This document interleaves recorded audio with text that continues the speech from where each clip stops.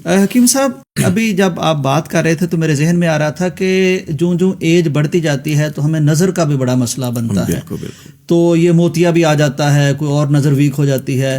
اس کے حوالے سے بھی کوئی حکمت میں اور طب میں ہے کوئی شاندار بہترین چیزیں حکمت میں اس طرح کی.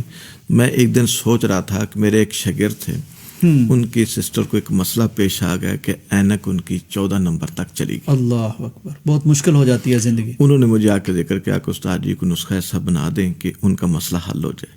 صحیح. تو میں نے اس وقت سوچا کہ جو طب قدیم کے لوگ تھے وہ نسخے کی جب ترتیب بناتے تو وہ دیکھتے جو اللہ کریم نے چیزیں پیدا کی ہیں وہ انسانی وجود کے ساتھ جو مشابہت رکھتی ہیں وہ وہاں اثر کرتی ہیں. صحیح.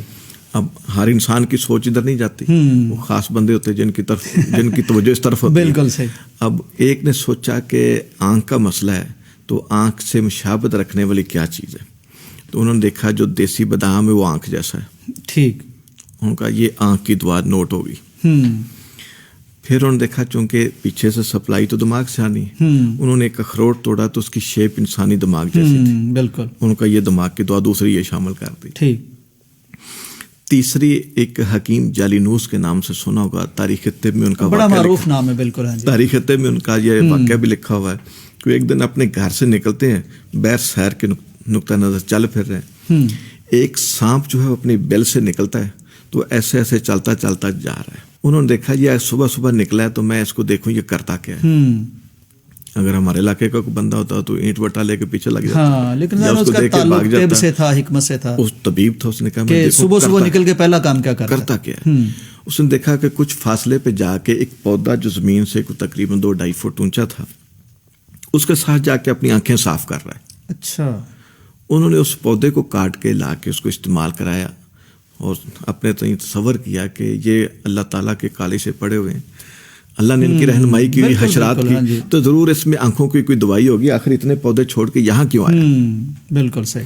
پھر اس چیز کو انہوں نے آنکھوں کے امراض پہ استعمال کیا، بعد میں بڑے سارے لوگوں نے استعمال کیا اور آج تک ہو رہا اور قیامت تک ہوتا رہے گا. اس کا نام رکھا سونف. اچھا. واہ، یعنی کتنی عام چیز ہے. اب آپ کے سامنے 3 چیزیں آ گئی، اخروٹ، بادام اور سونف. اب میں نے اس کا مزید حل کیا کہ اس کا ذائقہ سنوارنے کے لیے اگر یہ ساری چیزیں 100 گرام ہے تو 10 گرام اس میں سبز الائچی ڈال دی، ٹھیک، خوشبودار ہو جائے.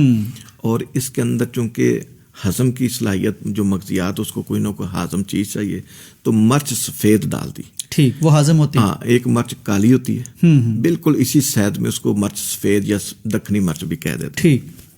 10 گرام وہ ملا دینی. ٹھیک. اب یہ ساری چیزیں ہمارے پاس 320 گرام ہو گئی. اب اتنی ہی کوزہ مصری ملا دیتے ہیں تو اس کا ٹیسٹ بڑا اچھا بن جاتا ہے، بچے شوق سے کھا لیتے ہیں.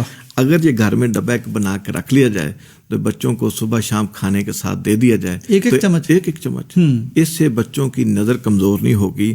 اسی شاگرد نے مجھے آ کے بتایا 3 مہینے بعد کہ میری باجی صاحبہ کی نظر جو 14 پہ چلی گئی تھا اب 9 پہ آ گئی. اللہ اکبر، اتنی تیزی سے یعنی افاقہ ہونا شروع ہو گیا. ماشاءاللہ. 3 ماہ. تو یہ اچھا نسخہ ہے، ناظرین اس کو بنائیں اور دعاؤں میں یاد رکھیں. بالکل صحیح.